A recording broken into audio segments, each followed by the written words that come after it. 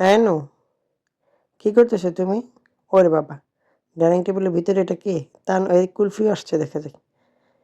তানু, তুমি কি আর ঘুমানোর জায়গা পাও না? ডাইনিং টেবিলের গ্লাসের ভিতরে গিয়ে তারপর ঘুমাইতেছে। সারা ঘরে কি ঘুমানোর জায়গার অভাব নাকি?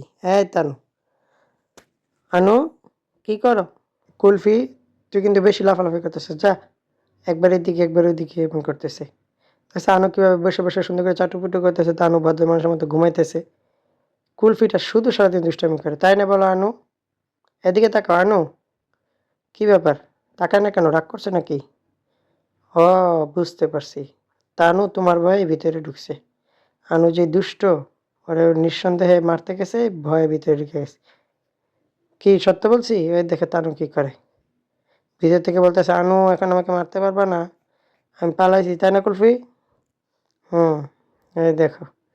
আনুও কিন্তু মাসাল্লাহ কম চালাক না। এদিক দিয়ে মারতে না পারলে কি হয়েছে, ওই দিক দিয়ে যায় এবার দেখতেছে।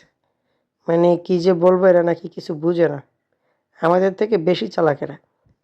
এদিক দিয়ে ধরতে পারবে না জানে, তাই এখান দিয়ে যে ধরার ট্রাই করতেছে।